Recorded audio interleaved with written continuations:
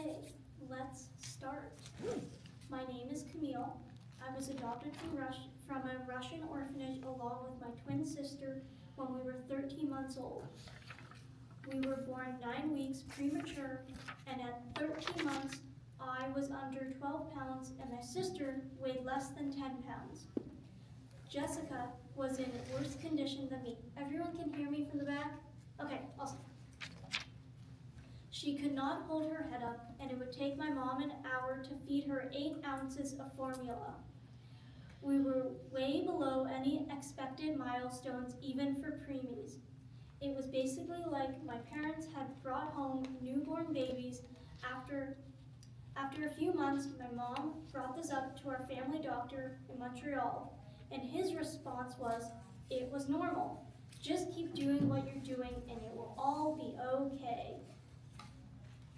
But as the weeks and months went on, we were still very delayed, and my mom finally told the pediatrician to refer us to neurology at the Montreal Children's Hospital.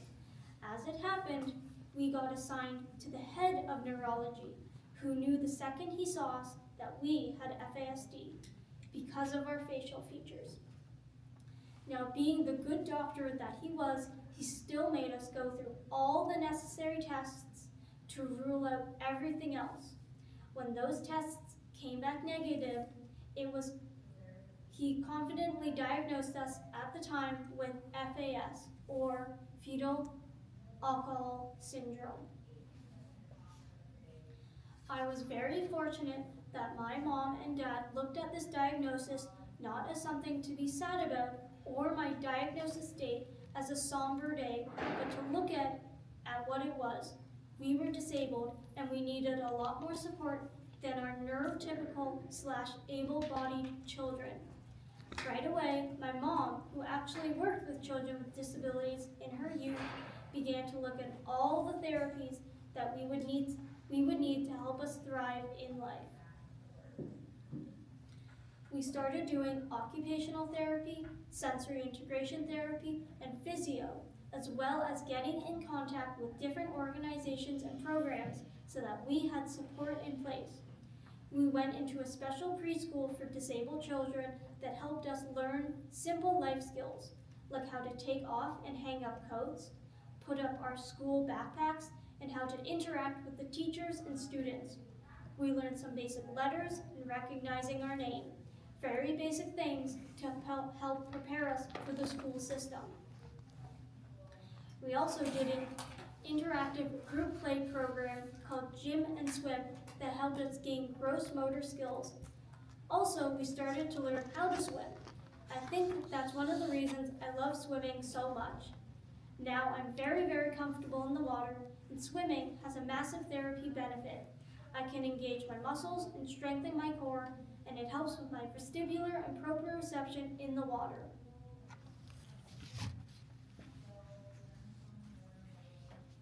We had huge trees in our backyard in Montreal, and in the fall, my dad and mom would make massive leaf mounds. And because of my sensory issues, specifically with touch, I was scared to touch and run through the leaves. My mom had a very hands-on approach to my sensory needs, and she thought, well, I'm just going to dump leaves all on her, or throw her in the leaf pile and see what happens. I know that might sound mean, but 9 times out of 10, it worked. And I got over whatever was freaking me out at that moment. Now, I'm not saying to do this with every sensory experience, but sometimes we just need a little push with some of our sensory interactions.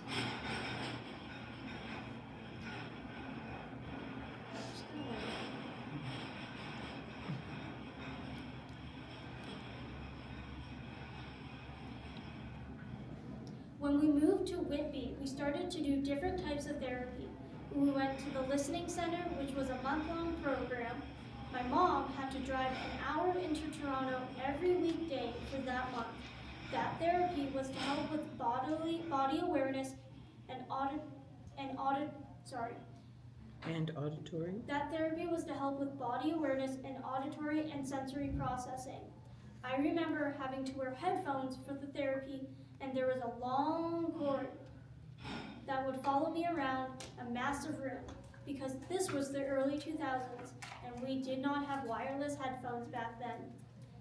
They would play different sounds and music, and I would even hear my own mom's voice. She had to read different stories, and they would record her, and it would play through the headphones with a slight distortion. Speech was another therapy that I had started to do as I was quite delayed. I don't think I started speaking until I was 3 years old. I even continued on and off until I was in 6th grade. Brain Gym was another program I was a part of in the early 2000s, and that helped with a lot of brain-body connection and the understanding that it really is important that a child has a good sense of where their body was in space. We did a lot of exercises that help with crossing the midline of the body so we could have solid brain connections, and exercises in how to calm our body down when we were feeling upset or overwhelmed. I thought I could show you some of those exercises right now.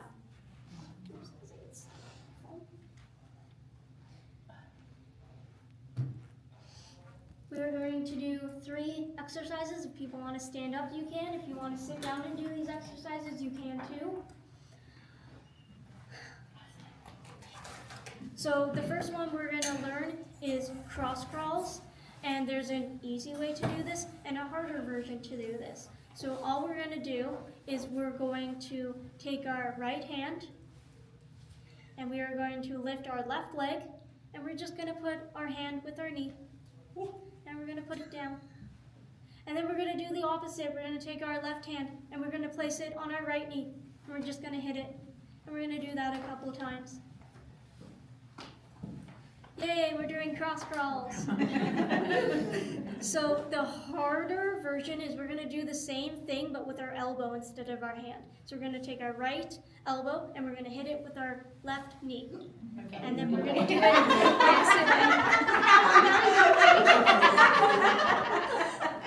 You can do it sitting down. Oh.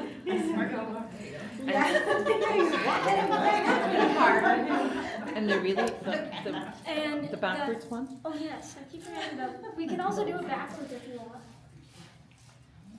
Oh. And we're crossing the midline when we do that, which is very important for brain and body connection. The second one we are going to do is a calming technique, so anyone who's having any sensory overstimulation or anxiety about something, this is a good activity to do. We're going to do the easy version first and then the hard version.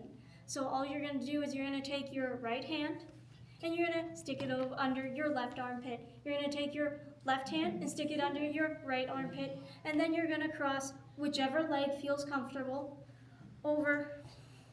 And we're just going to breathe. I find it easier to do sitting down. Comfy, eh?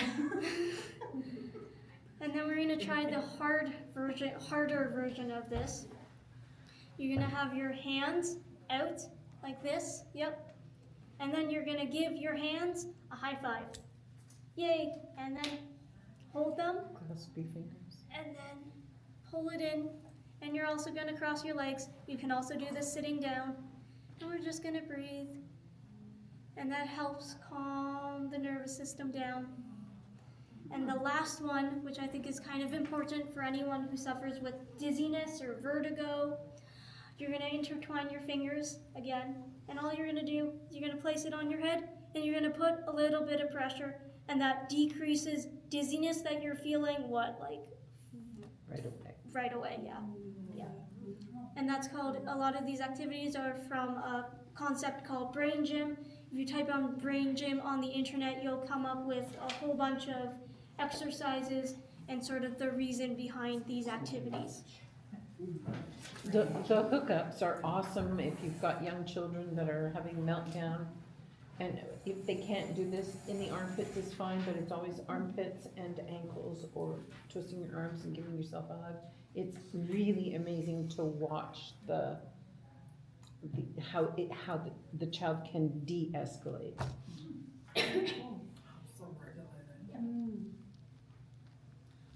Occupational therapy was very important because it worked on life skills, fine motor skills, learning how to use buttons and zippers, and putting clothing on and off. Things that a lot of kids with FASD can struggle with because we can have fine motor skill issues that affect us and can make things much harder to do and can make it very frustrating. Occupational therapy was very important in the beginning of my life. I think sensory integration was one of my favorite therapies. I loved to ride bikes up and down the hallways and play on the trapeze. They had a massive swing that me and my sister would sit on, and they would make us lay on our stomachs and try to grab stuff off the floor, trying to engage all our sensory systems in different ways. My mom was great. She's over there. She looked at a lot of the equipment that was used in therapy and would try to make them at home so we could also do therapy at home. She went to Home Depot and bought wooden dowels and made a trapeze. She got a massive wood panel and made a swing out of it.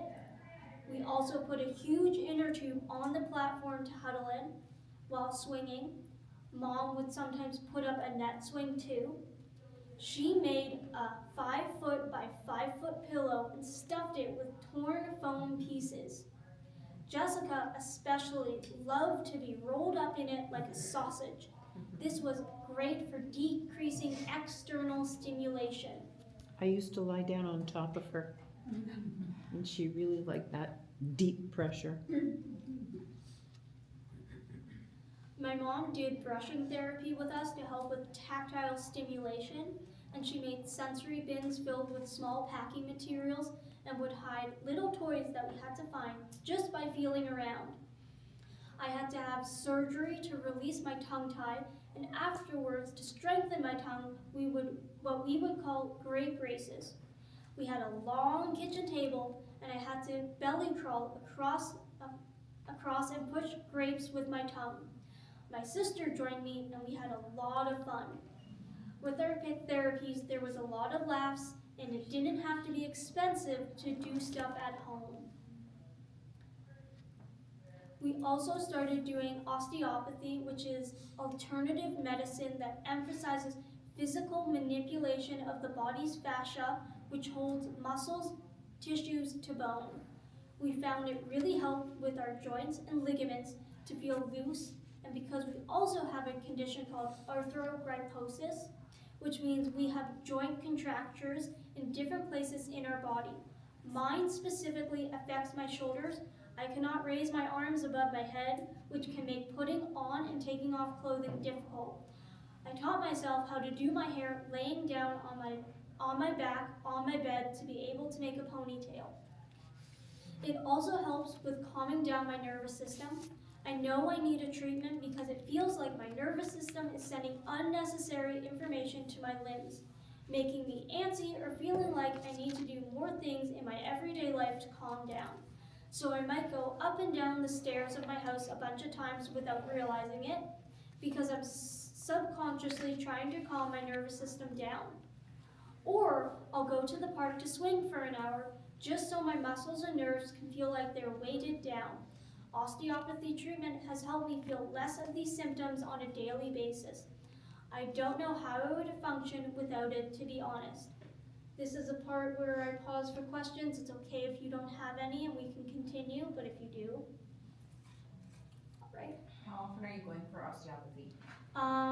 So when I was younger, we did it every 3 weeks, I believe. Every 2 weeks. Every 2 weeks, because the person that was doing it was also a physiotherapist, so she kind of hid it in with physio. Unfortunately, we can't do that anymore. We go to someone new, and I do it once a month. Yeah. Once every 3 weeks to a month. Yeah. Yeah. And we've been doing this since they're 2. Yeah. All right, I can continue. We're all good? All right. All good. When it was time to start elementary school, my parents knew we were going to need a lot of support. We were not at the same level as the rest of our peers, and we were going to need a lot of help. From the start of the school day to the end, we were going to need care and adult supervision to make sure we were doing the things that we needed to do in the classroom setting. an IEP or an individual education plan, and an IPRC or Identification, Placement, and Review Committee were implemented. Unfortunately, it wasn't easy to get full-time support, but my parents were always and always have been amazing advocates for us. They didn't take no for an answer for anything. They didn't care if the school claimed they didn't have the budget or the manpower to give the care they needed for us. My parents knew that we as students had the right to an education just like our able-bodied and neurotypical peers. That's how I met my first EA, or educational assistant, named Mrs. E, who came to be part of my school life. She was an amazing support for me, and we built such a strong bond. Knowing that she was going to be in school every day and I could go to her for anything was one of the reasons I loved school. She came on field trips with me. I remember that one of the first school trips with her, I ended up falling asleep on her lap on the school bus ride back to school. She sat with me and my sister in circle time. She never made me feel stupid, and any redirection that she had to make with me and my sister never felt like a correction. One of the ones she used to do was if me and my sister ended up listening into a conversation that we weren't supposed to, she would look at us and put her finger on her nose, and that would let me know I was being too nosy and I needed to focus back on the work I was doing. She never yelled. She never put her hands on me in any inappropriate or aggressive way. She made me feel safe and seen in a world where that wasn't always going to be the case. Unfortunately, in grade 3, time had to be split between Mrs. E and another EA named Mrs. B. And that's when I learned not every adult I come across I was going to mesh well with. I remember she wore very strong perfume, and someone like me who has a very sensitive sense of smell found it off-putting and distracting, and it was very hard to get any work done. She also had this weird obsession about wanting to touch my hair, which also is a no-go for me. She would come up to me and tug at my ponytail. That was her way of saying hello, but I hated it because it felt like an invasion of my personal space. She also made me run crying into the bathroom when she told me I was being rude, when in fact I was struggling to understand the math lesson. She just made me feel super unsafe and the energy wasn't working. There was a meeting that had to happen with my parents.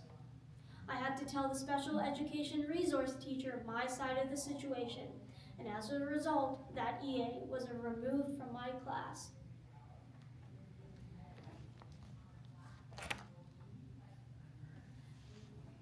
Specifically in circle time, when the teacher would talk to us or read us a story, I would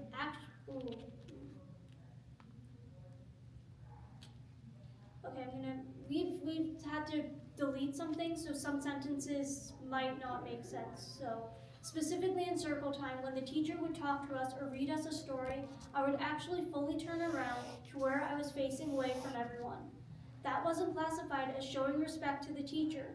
My parents needed to put in my IEP that behavior was actually very normal for me, and we shouldn't try to correct it, because it was a way for me to listen without getting distracted or overstimulated by other things around me, like my peers or things that were on the walls of the classroom.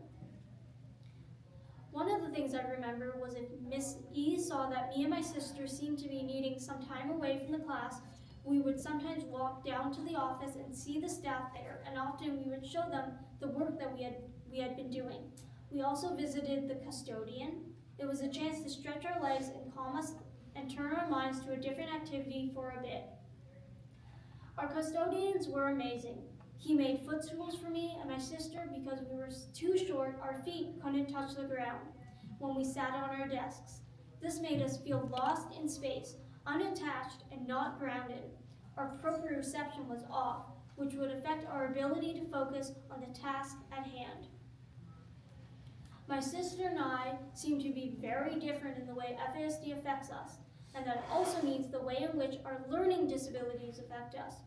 I struggle very much with the concept of reading, grammar, and math, where my sister tends to struggle more on the physical things. She could spell, but her handwriting was very messy. I could write neatly, but no one understood what I was saying because I can't spell. We had made a game plan with the EAs and teachers that when I would write something, I immediately needed to tell them so that they could write it down in an understandable way. Otherwise, no one would be able to make sense of it. Even now, my spelling is so bad that spell check can't even figure out what my words are half the time. And having my words underlined because of grammar mistakes drives me nuts. This speech was not fun to have to edit, let me tell you. I struggle with the concept of reading. My brain just could not understand the words that I was saying on paper to make the words that you're supposed to then speak out loud or in your head. I remember in grade 3, when all the books went from picture books to small little chapter books, I couldn't read a single one that was on the shelf. I couldn't read any instructions on paper, so I couldn't even do my work independently. This was the same year when my EA had to step out of the class to help with other students in the school. And I remember that was always a very anxious time because I couldn't do anything without some form of help. We had also been doing a therapy called Brain Gym at home. My instructor had been a teacher at some point. My mom must have talked to her about my reading difficulties at one of our Brain Gym sessions, and the instructor thought she could help me learn how to read. I don't know how. She did it, but by the end of grade 3 school year, I had slowly begun to read. Not at my grade level, but I was actually reading. I remember I had brought a Dr. Seuss book from home on my family vacation to read to my grandparents. I was so excited to show them that I had begun to read just like my sister. My math also was becoming a struggle because the concepts were starting to be more and more abstract, and my brain wasn't understanding the concepts that were being taught. It was becoming apparent that I needed more help than I was getting in my mainstream class with my EA's help. Now, as you can see, I needed a lot of support from the inside school and outside help when it came to my education. Unfortunately, all this help started to get my peers and the friends I had made since kindergarten to realize it wasn't normal to have adults help you with subjects who leave class in the middle of lessons. Being bullied had become something I was aware of in grade 3, with lessons getting harder and the demands of following social rules becoming more and more necessary to make friends. The friends that I had were starting to see that hanging out with me and my sister weren't exactly the cool thing to do. And with me struggling greatly in the school curriculum, it didn't take them long for the kids to take notice and comment on the struggles I was having. And this is why it is so important that you talk to your children about their disability at a young age. I was told about my disability all through my life. I can't tell you a specific time when my parents sat me down and told me and my sister about our disability. There was no announcement or somber conversation, as FASD had been woven into daily conversation. I would ask, why are we going to therapy? Why is Mrs. E with me? Why do we have to go to meetings in school? And my parents would just tell me honestly, because you have FASD and you might need more help in some areas where you could find things harder to do. And the therapy is to help you learn other life skills. My parents even said my disability name was fetal alcohol spectrum disorder. There was no hiding it. There was no pushing it under the rug. There was no shame in the name. There was no shame in the fact that my birth mother drank alcohol while pregnant. She did, and we can't go back, and I'm disabled because of her actions. She likely didn't mean to do it, and I wholeheartedly believe that. But what I'm not allowed to do is, but I'm allowed to be upset. I'm allowed to scream at the top of my lungs and say, this isn't fair. But what I'm not allowed to do is use my disability as an excuse not to try. I have to try the thing before I can say I can't, or I don't like it. And I'm definitely not allowed to use my disability as an excuse to hurt others with my words or actions. And this is the philosophy that I will live with every day of my life. Giving your child a chance to feel their emotions, They are disabled by someone else's actions. They're the ones that live with the disability day in and day out. We don't get a break from it. We don't get to leave it at home or at school or when we go on vacation or when we go to a friend's house. A lot of times when I get to really feel my frustration, it doesn't last very long because I was allowed to do it all through my life, so it never got bottled up into a massive crisis. I feel what I need to feel and I move on. My mom also held the standard of what she expected just out of reach. In those moments, I felt like she was being too hard on me and couldn't understand what I was going through. But I see now as an adult how vital that was because I rarely ever said, "Oh, I can't do that," because I have FASD. If I do say it, it's because I know my strengths and I know my weaknesses, because my parents never sugarcoated the things I was struggling with. Let's just say I will never be a math professor, that's for sure. Because my parents gave me the skills and confidence in talking about my disability, when kids would make fun of me, most of the time I knew it wasn't my problem, it was theirs. I would definitely say it was hard in gym class, watching the kids be able to have the stamina to run hard or dodge the ball faster. I remember struggling to understand auditory instruction, and the majority of the time I would mess up, and of course my classmates would get mad at me. There wasn't a lot of understanding and sympathy in the early 2000s. There wasn't a lot of disability conversation. I didn't have a disabled role model on TV or cartoons. There was no TikTok or Instagram where I could see someone who was deaf or in a wheelchair to share their stories. I think it was a very isolating time for disabled people.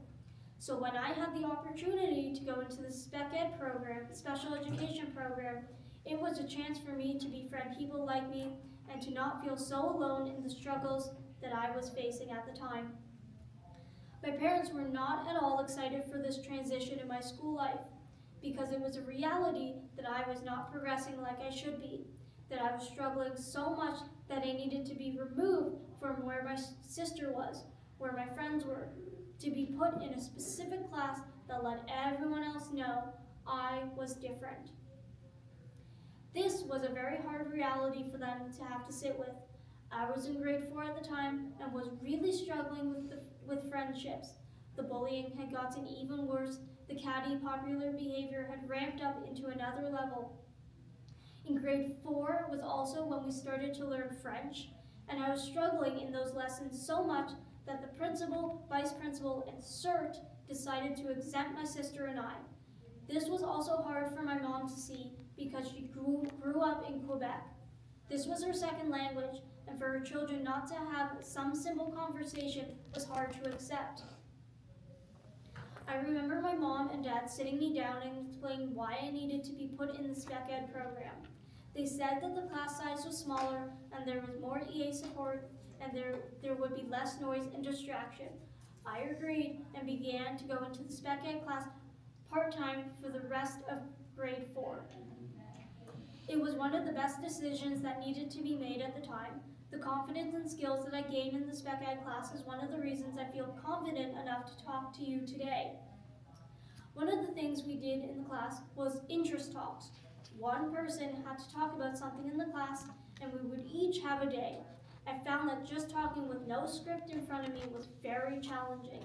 So I started to write up what I would say, and this turned into writing up what I did on trips or going somewhere on the weekend to do something cool. I guess it was a way to help me build confidence in talking and reading out pieces of information. I'm doing that right now as I talk to you. Being able to work at my pace, I didn't have to feel like I was always asking questions, also helped with my confidence. It didn't really bother me that my book said level 2 when I was in grade 4. It didn't bother me because the freedom to be able to get my work done independently was a feeling that I had slowly lost when I was in the mainstream class. To have friends that were disabled like me also helped. I didn't need to try to pretend to be something that I wasn't. There was no pressure to follow trends in the classroom because everyone was so Everyone was at so many different points in their emotional and cognitive ability that it wasn't fair to judge someone on different things. We just enjoyed being together and having this connection with each other. Because of me being in the spec ed class, I lost a lot of my friend connections in the mainstream class. They didn't want to associate with me anymore. The bullying had gotten to a point where I didn't see the point in hanging out with them if the friends in my other class treated me better. When I was 13, I started to write songs and poems that were about my life as a disabled person. I would like to read one to you now. It's called You're Too Cool to Understand. I walk down this hall like another kid would. I look at all the kids that used to be my friends, and I hear them talking, and I wish I wasn't there. Ever since they realized I was different. They treat me like dirt. They are so stupid thinking I cannot hear them. Why do they have to drag me down? I am like everyone else. I have friends like you. I can make you laugh, but you are too cool to understand. I work so hard at showing what I can do. Like many other people, you just see one unusual thing and that's all you see. I have friends like you, I can make you laugh, but you are too cool to understand. Yeah, you have no idea, do you? This is where another section where we can pause for questions if anyone has any, or if we don't, we can keep going. Okay, so I'm gonna take this time to drink some water.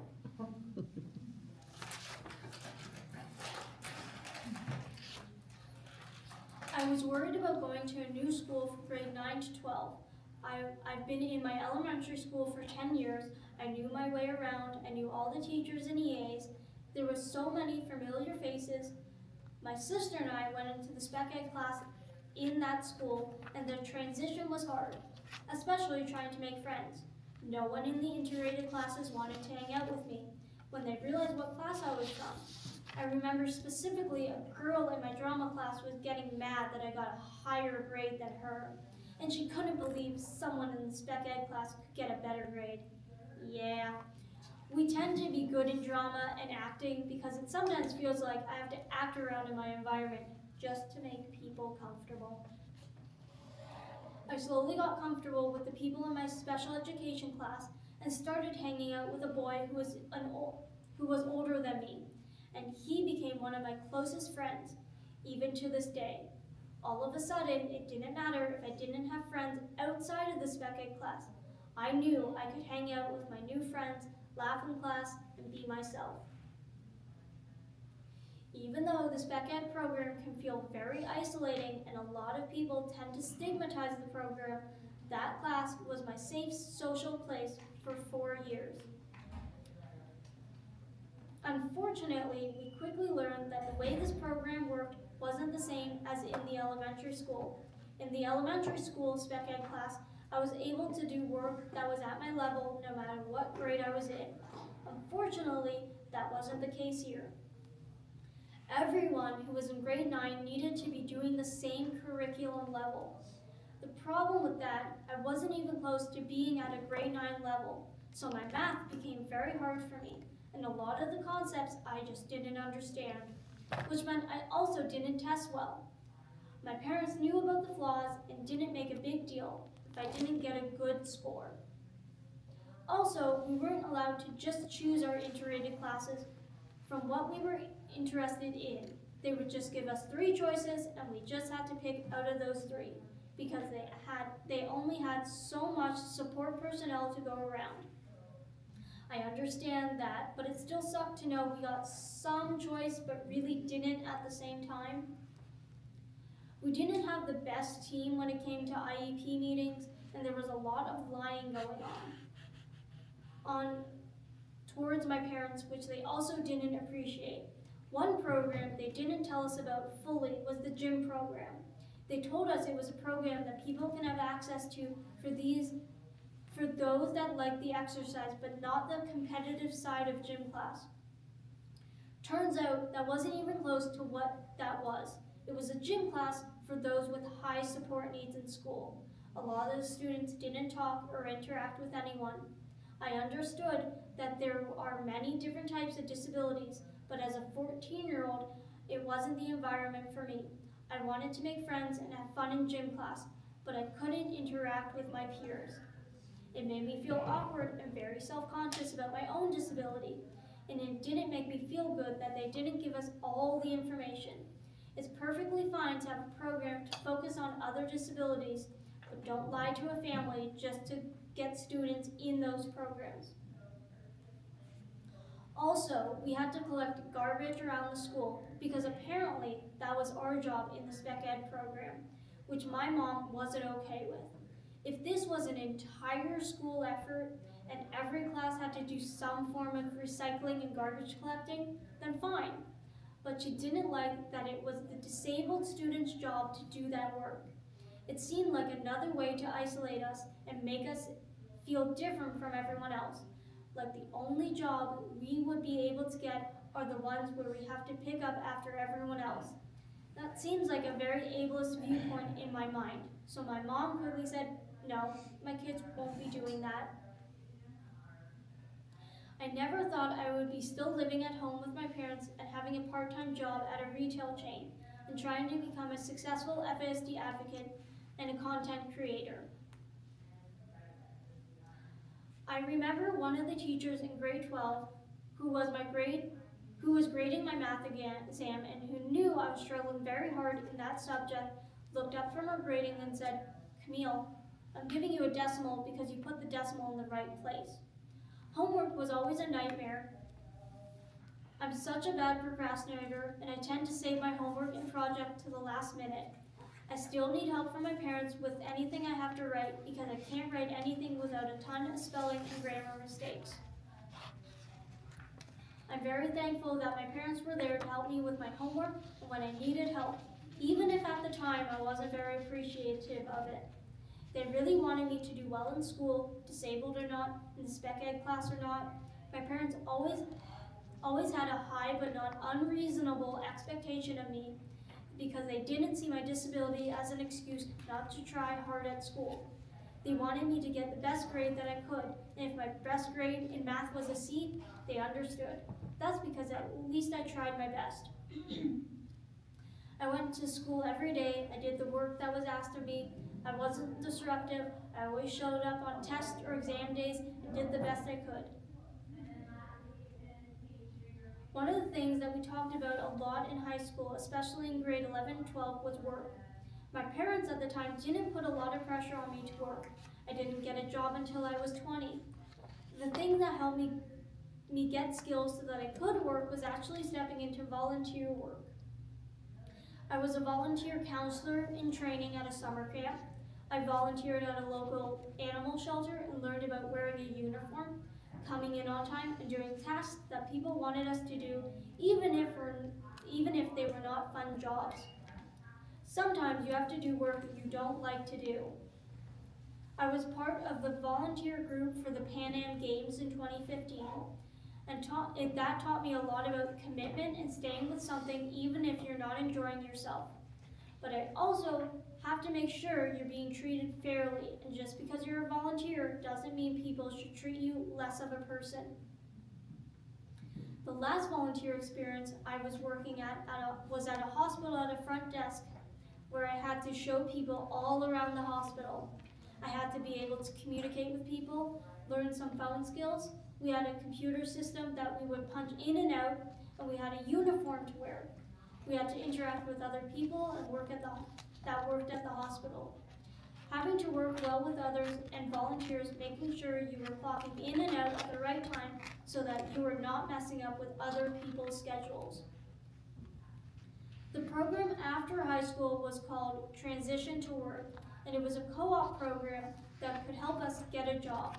We were in school Mondays and Fridays, and the rest of the week we were at a co-op placement. The first co-op placement I had was in a kindergarten classroom, being assistant to the teacher. The second semester, I worked in a retirement home in the kitchen. I found working in the kitchen to be one of the hardest jobs that I ever had to do because it really pushed me out of my comfort zone. I am not a baker, and because of my math abilities, measuring items can be really hard. I needed help to understand how to grow a recipe or make one smaller. It was very hard because I don't have the mathematical understanding to do so, but the person I worked with was very helpful once I explained what I was struggling with. They would write out on a napkin each day what tasks they wanted me to do, and that helped me understand what was expected of me for the day. I remember one day I had misunderstood how to cut lemons, and I cut them so wrong that the person who was teaching me got so mad they had to walk away. I felt so bad that I told my mom that I wanted to pay them back for the fruit that I had maybe ruined. My mom suggested that I go to the manager who ran the kitchen, tell her what had happened, and offer to pay for the lemons I ruined. She smiled and said, "Thank you."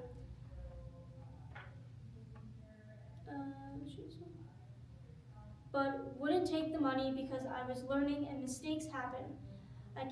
I even got to work with an industrial stand mixer, and that was super cool. By the end, they would let me pick out what I wanted to put in fruit salad and some muffins that I was baking.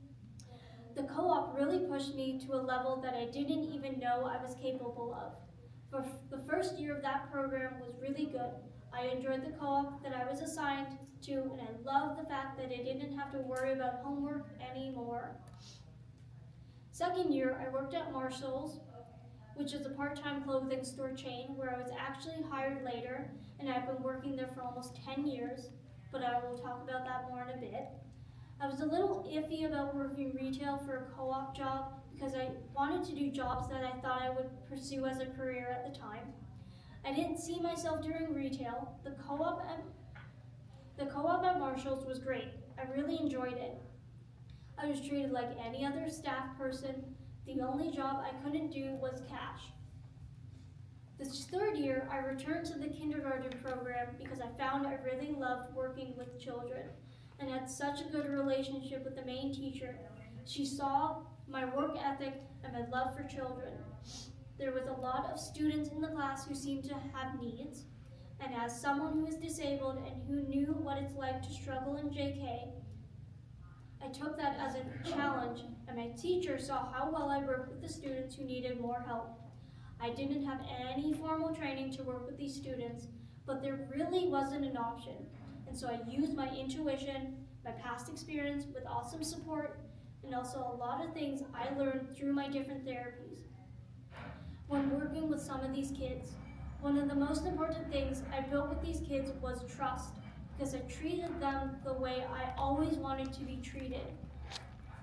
I didn't care if they didn't know how to write their names or say the alphabet or recognize letters and numbers. My priority was making sure they were having fun in school and they felt heard, listened to, and most importantly, safe. Usually, I'm not good with names and faces, but I'll always remember these children. I hope they are doing okay and they have appropriate support. That's what I wanted for these students, because it wasn't about me in those moments. It was about them and how they felt. The kindergarten teacher was great support, specifically in my last year when I was really being faced with almost what I would say is abuse from my teachers and EAs. At this time, unfortunately, I was having some trouble with a new teacher who had come into our school program, who in my personal opinion was not a good fit. There was a lot of things that had happened in meetings and them not liking my parents that made my school environment very unpleasant. At one point, I had to go through a whole day of testing to prove that I was in fact not faking, that I couldn't understand the math that was being taught, and I wasn't being dramatic or had mental health issues. No, I was frustrated because of my math level was at a grade 2, and I didn't understand what they were teaching, nor did I feel comfortable asking for help because they made me feel so unsafe that the thought I was sitting next to any one of the EAs made me want to crawl out of my skin. Another time I was standing in the hallway getting yelled at because I didn't want to go on an optional field trip. I just didn't feel like I could trust them. The two adults were in my personal space provoking me. They tried to provoke behavior out of me that I had never even thought to do, but did in those moments. I never thought about punching a teacher in the face until that moment in the hallway. All I could do was slip my hands behind my back and say over and over again, I did nothing wrong, as they marched me down to the principal's office. They wanted to put their hands on me. They wanted me to punch them, so they had a right to harm me. I had enough good sense to see what they were trying to do. I had seen similar stuff with my peers in years past, and now I was the victim. I had lost a lot of trust with the EAs and teachers, and I was made to feel like I was the most difficult student they had ever worked with, even though all my parents were asking for was to make sure I was getting enough different co-op opportunities. Near the end of the semester of my Marshall's journey, the teacher asked me why I didn't want to continue the next semester, and I told them that as much as I liked working there, I wanted to experience something else. It wasn't what I wanted to see as a career for myself. I did tell them that I was looking for a summer hiring job at the end of the school year, and my teacher basically said to my face that I wouldn't get hired at Marshall's because I couldn't work cash. Thank you so much for the self-confidence I needed. Well, joke's on them, because near the end of my second school year, the main manager asked if I would like to work for the company. I retired to work as a retail clerk at Marshall's, and it made me feel even better that my EAs and teachers were wrong. The manager didn't care if I couldn't work cash. He saw my work ethic and knew that I was going to be a great help on the team regardless of my disability. By the end of my co-op journey, I got a job out of it, and I guess that's what the program was supposed to do, but all I felt was anger. I had to watch my classmates, my sister, and my parents be treated like garbage because we wanted to be treated like human beings. I was angry when the principal declined the chance to learn about my disability because she couldn't be bothered to read a book on FASD, because she said, and I quote, I don't like to read, so there is no point, end quote. There was a college program that was offered after the School to Work program called CICE, or Community Integration Through Cooperative Education. My parents and I thought this was going to be a great opportunity. Finally, people would understand and would actually have people to support us. Sadly, that wasn't the case. Yet again, it was a program to make other people look good by allowing disabled students to experience college, but we couldn't get a credit in the courses we took.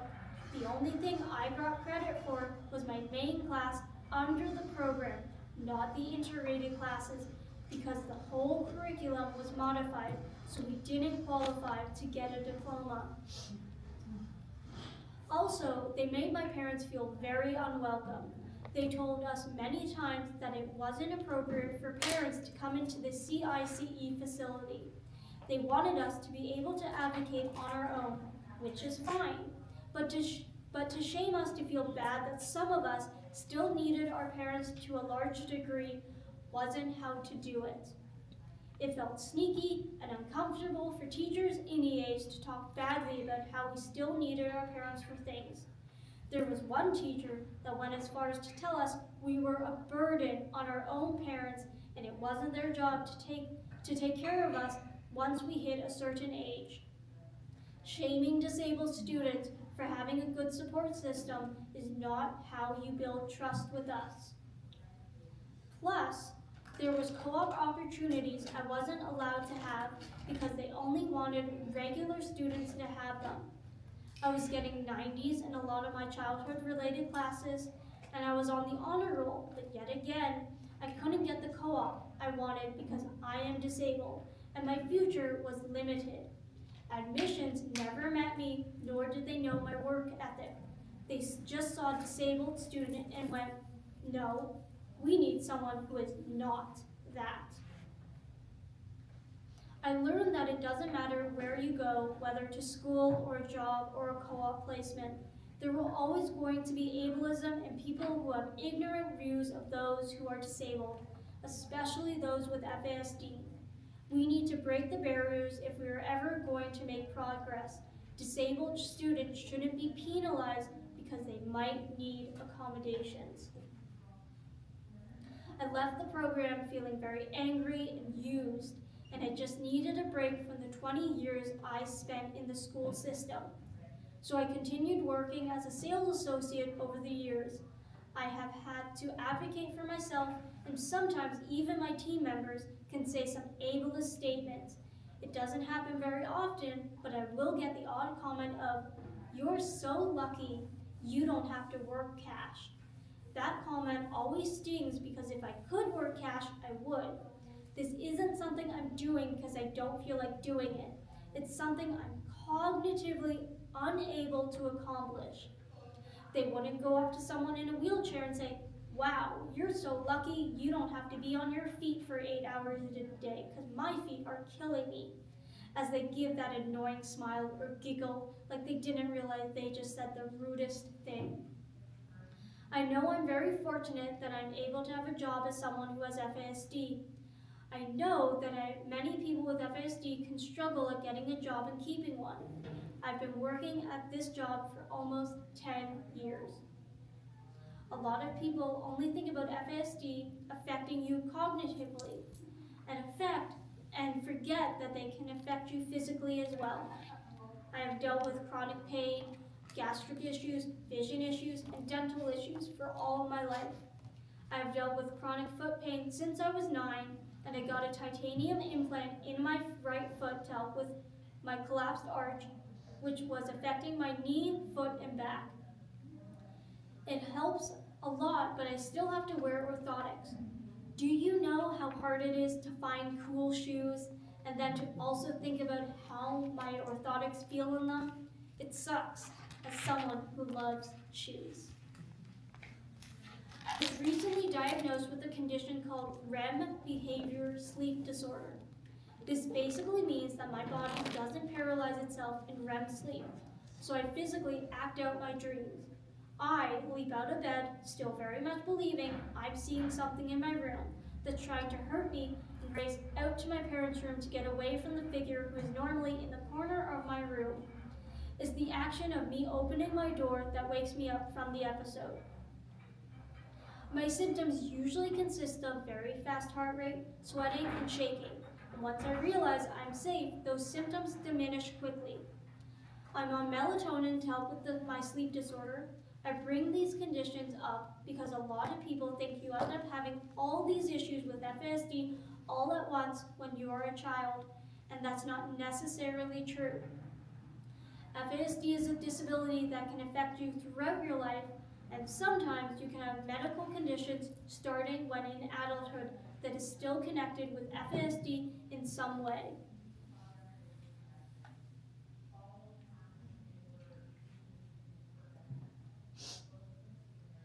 I've been wearing glasses since grade 3. I didn't know what I was seeing wasn't normal. I didn't know words weren't supposed to shake. Copying things from the board was a nightmare, and I often noticed that it felt like I was watching an earthquake that only I was experiencing, especially when I had to look at things from afar. Pouring liquids into a cup was always an issue. I could never do it without spilling. In gym class, I couldn't catch a ball or shoot a basket easily. Dodgeball was a disaster. My mom hated eye exams with me because I would give weird answers to the doctor when trying to read the eye chart. The letters would shift and move right in front of me. E's would turn into A's or a T or maybe even an S. Turns out I have nystagmus and BVD, or binocular vision dysfunction, which what this means is I do not have depth perception. My eyes do not work together. As a result, my brain stopped receiving information from my left eye. At 23 years old, I went to see a neurodevelopmental optometrist specializing in the diagnosis and treatment of neurological and developmental conditions adversely affecting the visual system. She told me that I needed to do vision therapy. I went to vision therapy once a week and did exercises at home every single day to help my eyes learn how to work together. This was a very long journey and it didn't happen overnight. In the 4th year, I started to notice a change in my vision. Things that I had perceived as flat now appeared differently. Slowly, more and more, I was seeing things in 3D, such as faces, the branches in a tree, or a sailboat on the lake, or the landscape as my family drove outside the city. I never knew what I was missing. There's been a massive movement on YouTube, Instagram, and TikTok of disabled people sharing their experiences over the past 6 or 7 years. But I wasn't seeing a lot of people or influencers talking about their experience with FASD. So I decided about 5 years ago to try and talk about my experience living with FASD. It started on YouTube with my twin sister, where we did sit-down videos and vlogs. But when COVID hit, there wasn't much to vlog about. A little bit later, I stumbled on TikTok because some celebrities and YouTubers had gone there, and it really made me think that maybe I could thrive there too. So I started to make videos on TikTok and have slowly built a presence there. I've reached 29,000 followers and have done my best at advocating on FASD. There are some ignorant comments and people not liking that I'm raising awareness for this disability. But at this point, I don't really care if I'm making people uncomfortable by bringing FASD to the forefront of the neurodivergent movement on these sites. We have a right to be heard, and we shouldn't be ashamed about talking about our own disability. This is my mission. I want people to not feel like they should hide that they have FASD.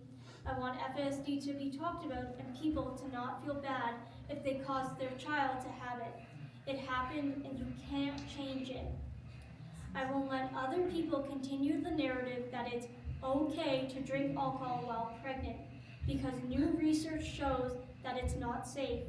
Even low to moderate amounts of alcohol can show evidence of change to unborn baby's brain structure, and not in a good way.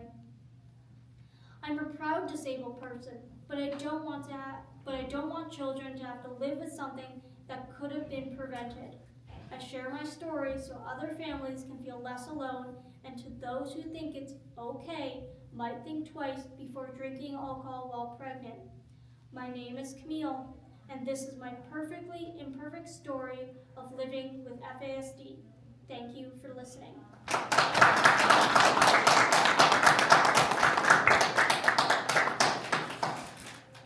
have a question. Yes. The lady in the school, did it bother you with your diagnosis?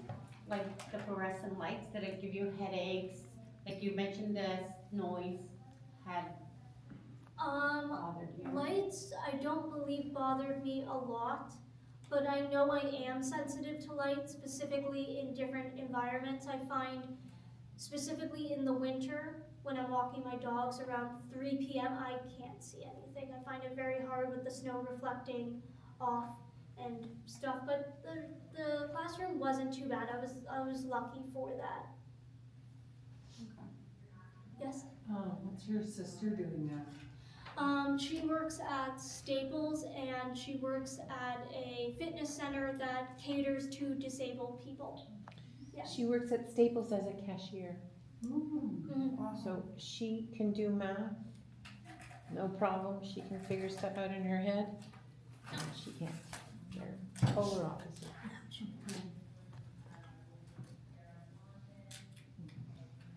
Just curious, how old are you guys now? 29. Yeah.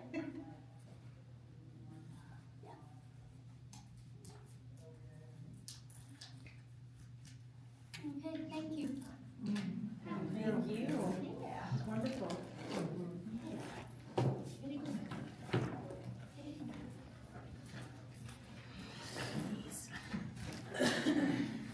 Thanks for sharing your story. Thank you for listening.